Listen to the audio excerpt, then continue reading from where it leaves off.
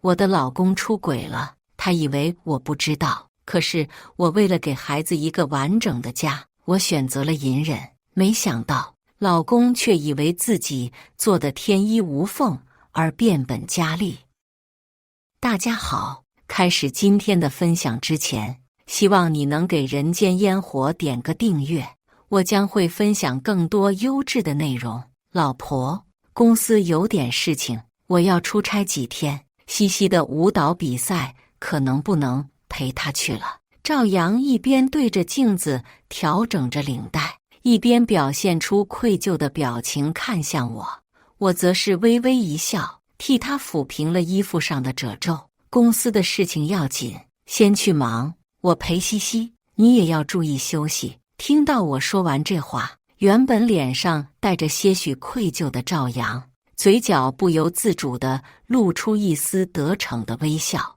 我帮着赵阳收拾完东西后，笑着向他道别。当我看到赵阳兴高采烈地拿着行李离开后，我脸上挂着的微笑突然变得冷淡，因为我知道赵阳所谓的出差是去陪他的小三了。我和赵阳是大学时期相识的，由于我家条件还算不错，再加上我的气质还算出众，所以大学时期追我的人很多，赵阳便是其中一个。赵阳是个单亲家庭，他的母亲靠打零工供他上学，赵阳也还算努力，没有辜负母亲的期盼，考上了理想的大学。大学期间，我被赵阳的阳光、自信、执着所吸引了，不久我们便成为了情侣。那段时光也许是我们俩在一起最幸福的时光了吧。时间一晃，大学4年便过去了。都说大学毕业是分手的季节，我和赵阳也分了开了。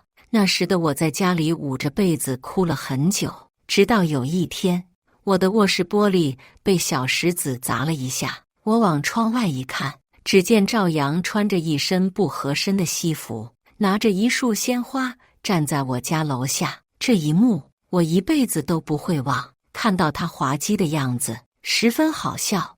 我不知道他从哪借来的这一身宽大的西服，还装出一副大人的模样，这让已经哭红双眼的我噗呲一声笑了出来。我快步下楼，直接奔向他，扑进了他的怀里。新月，我决定不走了，我留下来陪你，陪你一辈子。我再一次被赵阳感动了，我们再一次和好如初。可是这段婚姻注定是坎坷的。我的家里不同意我们的婚姻，可是任谁劝说，我都一直铁了心的要和赵阳在一起。最后，我不顾父母的反对，离家出走。我们租了一间地下室，就这样，我们生活在了一起。那是我这辈子第一次生活在那种阴暗潮湿的地方，身上起了很多的湿疹。赵阳看到这一切，十分的自责。新月，都是我不好，让你住在这样的地方，我发誓我一定会出人头地。我要让你住别墅，天天吃山珍海味。每每听到这些，我的心里都十分的温暖。那段时间虽然难熬，可是我们俩在一起，我感觉好幸福。母亲偷偷的来看过我，看到我住的地方和身上的湿疹，母亲接受不了，崩溃的哭了。我则是笑了笑，对着母亲说着：“妈，你看我这不是长大了吗？”最后，母亲和父亲实在不忍心我再受罪，最终同意了我们2个在一起。可是父亲让赵阳3年内事业有成，才会同意我们在一起。赵阳为了我拼命的努力工作，可是他知道，即使他在努力工作，也无法3年内事业有成。所以他决定自己创业。当我得知他的想法后，我便偷偷地将家里的积蓄都拿了出来，这些钱全部都作为了赵阳公司的启动资金。我也辞掉了我总经理的职务，去帮助赵阳。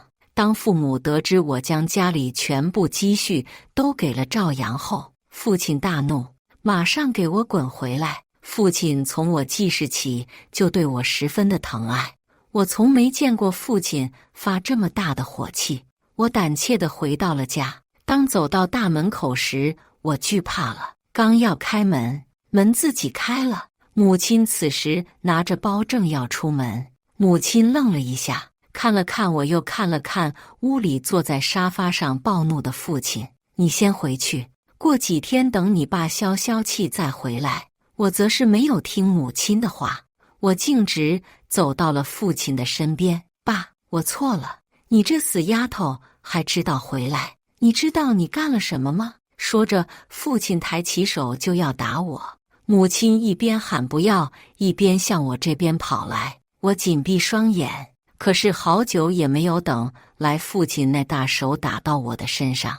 哎，闺女大了不中留，留来留去留成仇。算了，你把她给我喊来，我跟她谈谈。我这乖女儿怎么就被她给带坏了？听到父亲的话后，我如蒙大赦。我立即给赵阳打去电话，电话那头赵阳都有些哆嗦了。能不去吗？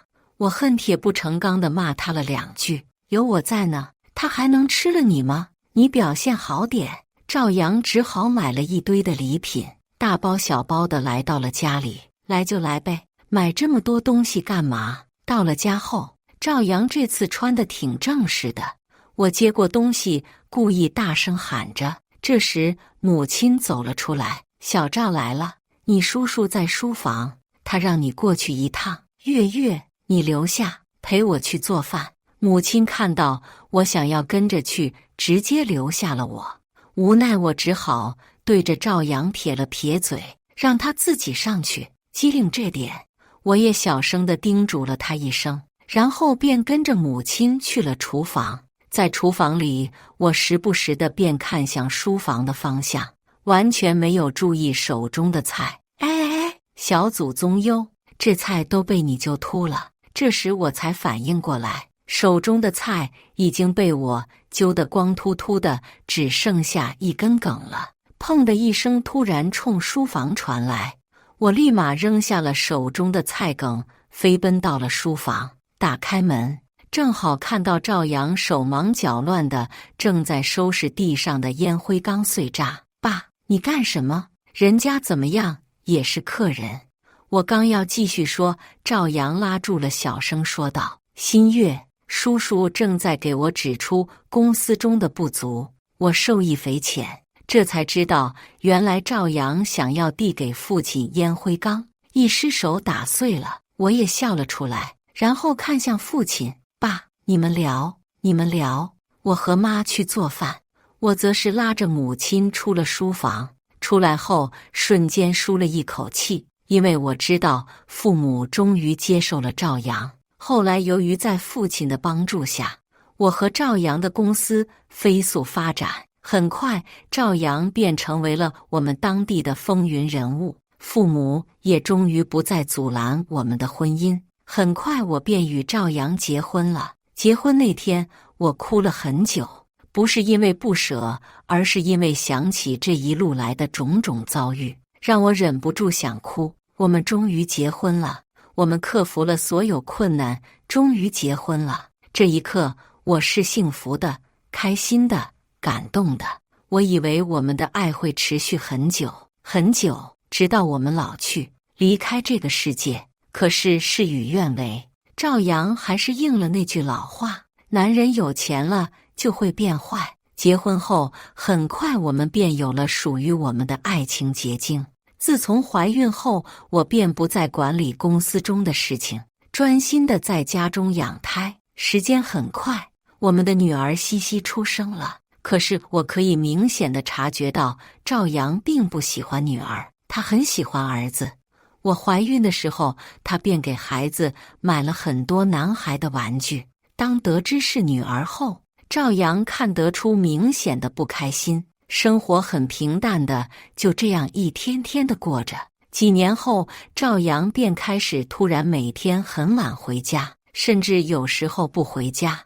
我察觉到一丝不对劲，可是每次询问赵阳，赵阳都会以应酬、加班为由应付过去。虽然我不在公司工作了，可是我一手提拔起来的员工还是在的。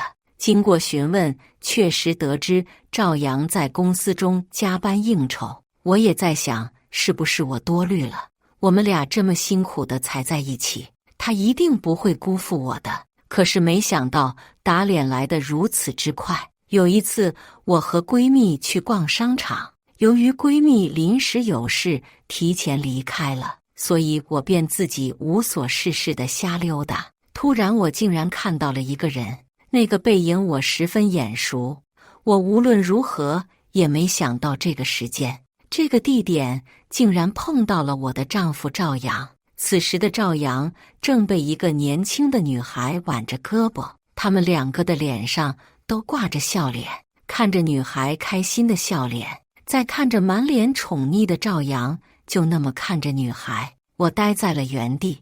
我不知道我们两个多久没有一起出门买菜、回家做饭了。我们已经好久没有一起出门遛弯，然后一起回家了。每天赵阳回家只会往家里一趟，呼呼大睡。原来他在外面已经有了一个小三，他将对我的好全部都转移给了这个年轻的女孩。同时，我更不敢相信那个人就是赵阳。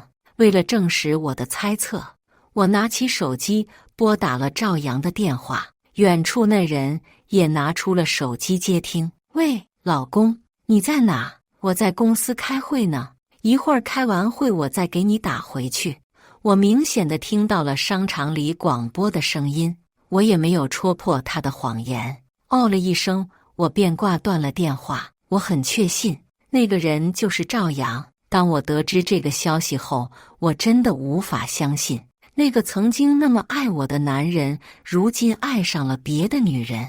为了和他结婚，我们经历了多少千辛万苦，可是没想到他竟然真的辜负了我。可是为了西西有一个完整的家，我决定先不要戳破他的谎言。等他回家后，他便直接再一次的躺回了卧室里睡觉。看到他的样子，我感觉到十分的委屈。我为了他付出了一切，他竟然会背叛我。我也试着试探他，可是他却含糊其辞地敷衍我。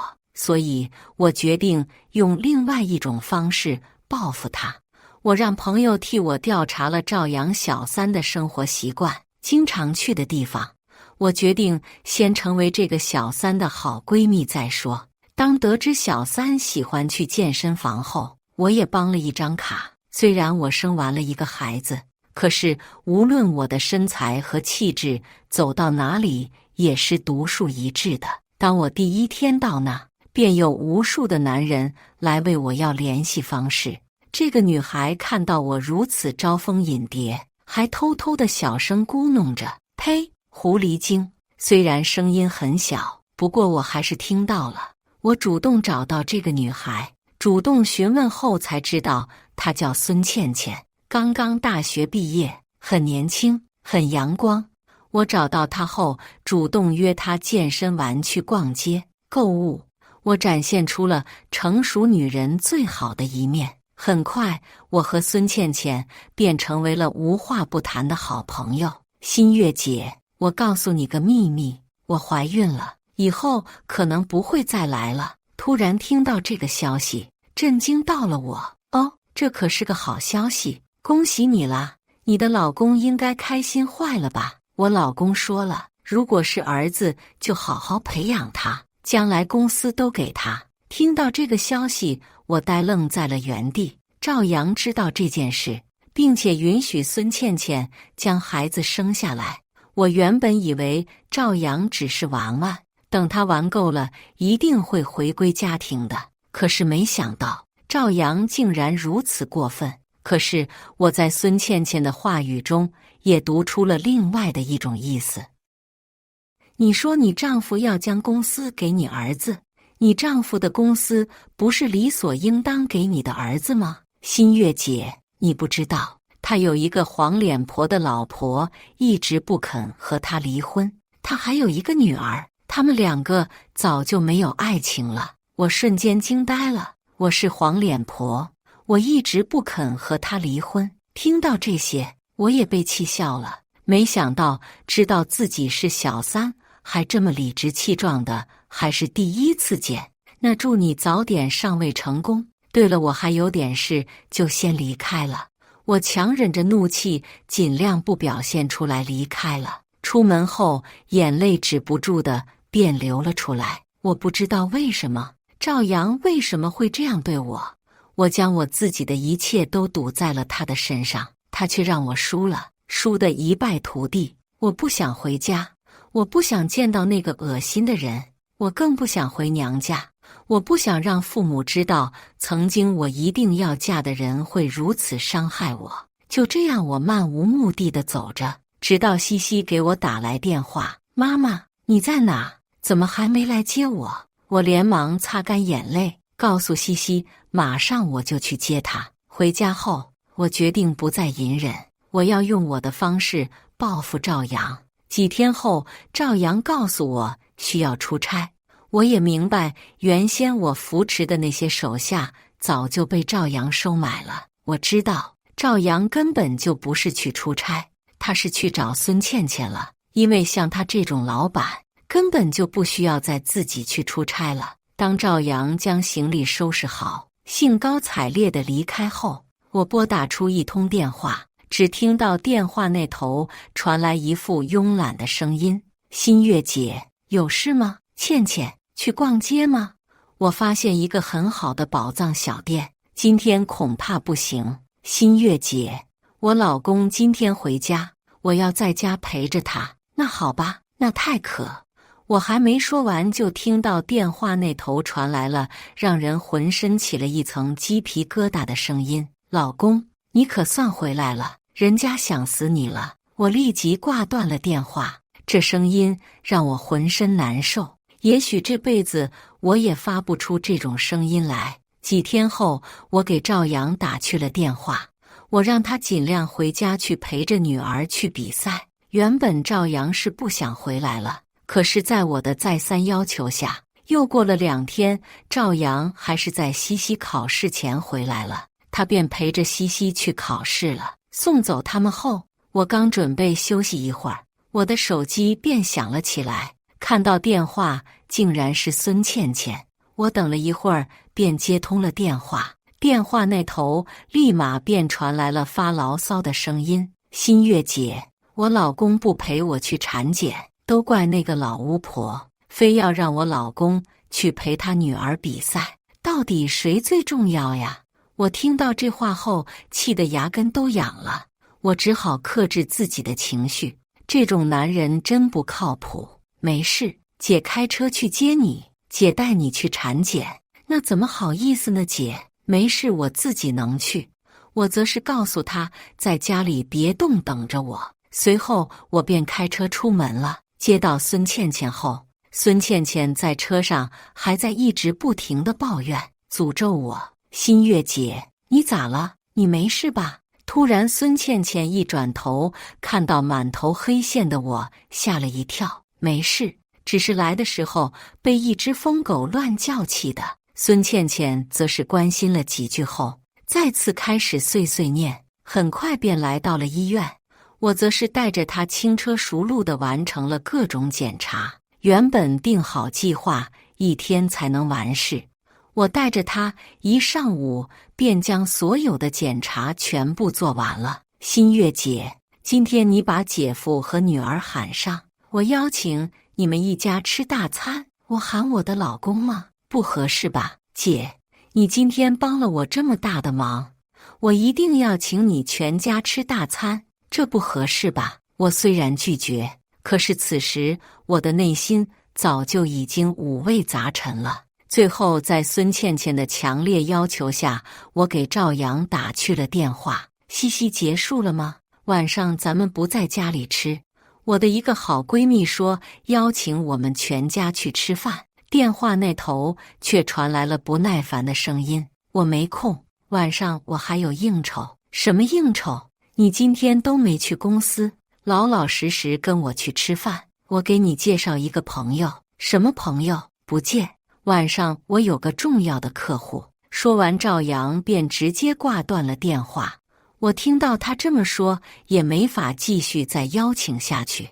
无奈地对着孙倩倩摊了摊手。没办法，你姐夫太忙了，实在是没有时间。要不你喊上你老公吧？孙倩倩一想，便点头答应了。接着，她便拨通了一个电话。接着，孙倩倩便再次发出那种嗲得让人浑身起鸡皮疙瘩的声音：“老公，晚上你有没有时间嘛？人家邀请了好姐妹一起吃饭。”不知道对面说了什么，孙倩倩便拿着手机走到了一旁，接着便传来了孙倩倩的笑声。一会儿后，孙倩倩挂断了电话，走到了我的身边：“姐，我老公一会儿直接找我们，咱们先去饭店吧。”我轻笑了一下，便点头同意了。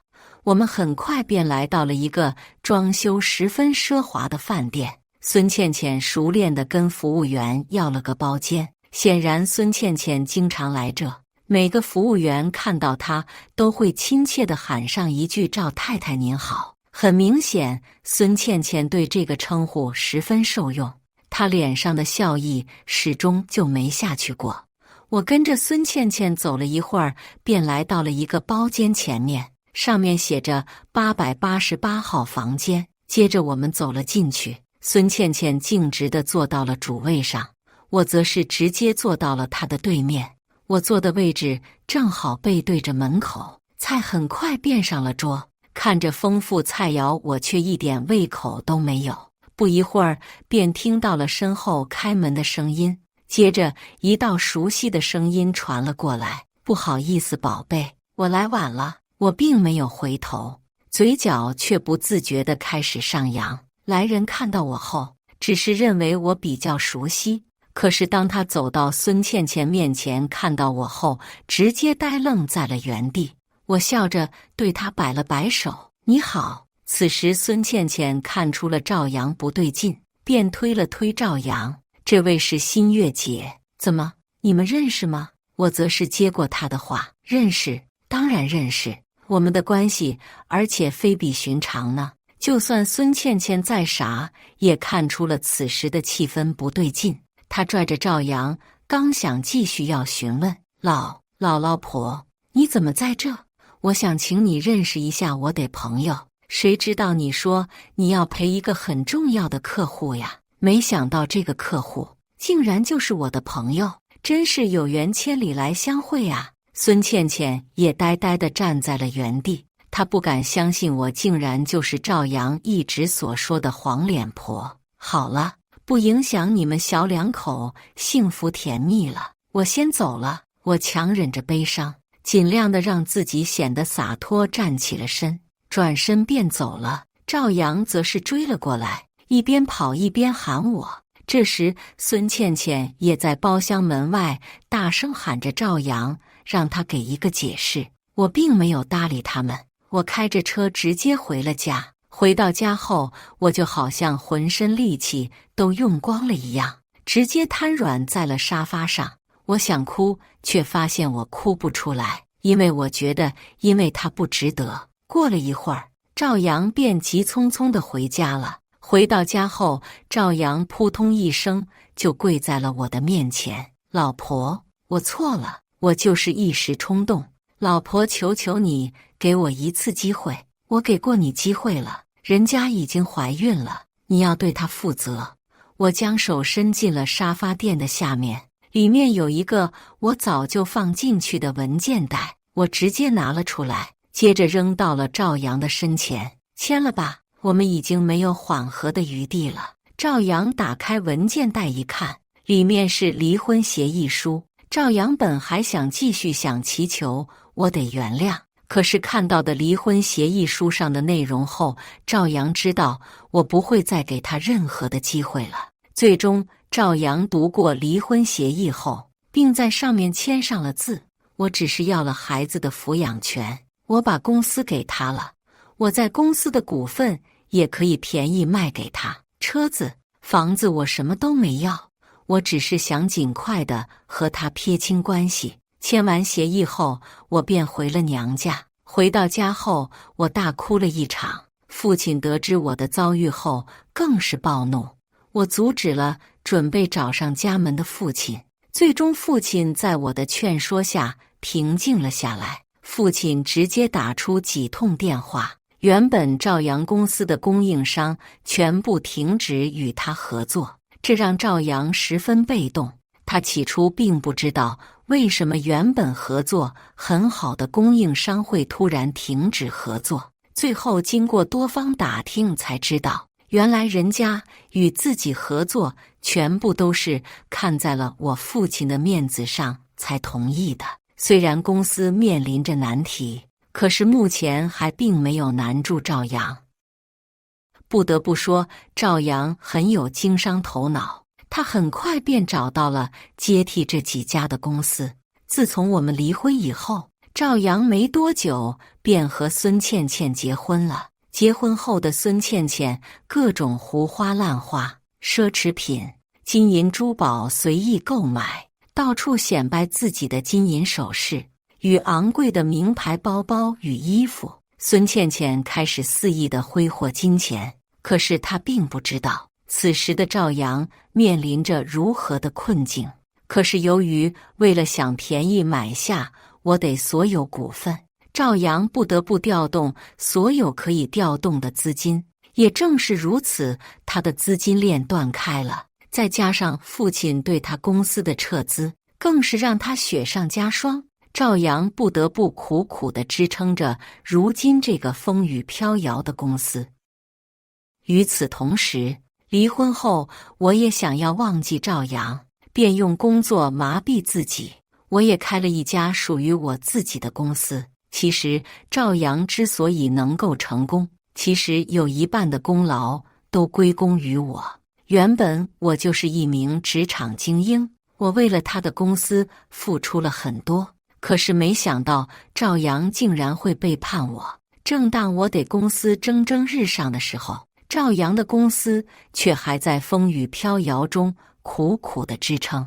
后来一次同城企业家聚会上，我作为一个新型的企业，再加上我独特的气质与单身的人设，我在这场聚会上备受瞩目，无数的单身老板都在我的身边打转。反观赵阳呢，此时他正拿着酒杯阿谀奉承地讨好周围的人，周围的人则是对他展现出厌恶的表情，他也不为所动，一心地低着头说着好话。我的身边则是有很多大老板与我交谈。赵阳看到这一幕后，他故意离我有一段距离，他不好意思靠近我。可是即使赵阳再努力，他也无法挽大厦之将倾，他的公司最终依旧破产了。期间他也来找过我，求我帮帮他，可是我并没有帮他。再次见到赵阳的时候，已经是几年以后了。那时的赵阳却成为了一名拾荒人，他的头长发乱糟糟的，身上的衣服破烂不堪，浑身散发着难闻的气味。我真的不敢相信，眼前邋里邋遢的男人竟然是赵阳。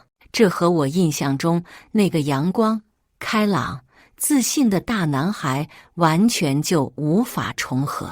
赵阳看到我后，就好像耗子看到猫一样，想要逃离。可是他太饿了，见到我手中拿出的汉堡，他的理智再也无法控制他的身体。他冲到我面前，直接抢过汉堡，大口大口地吃着。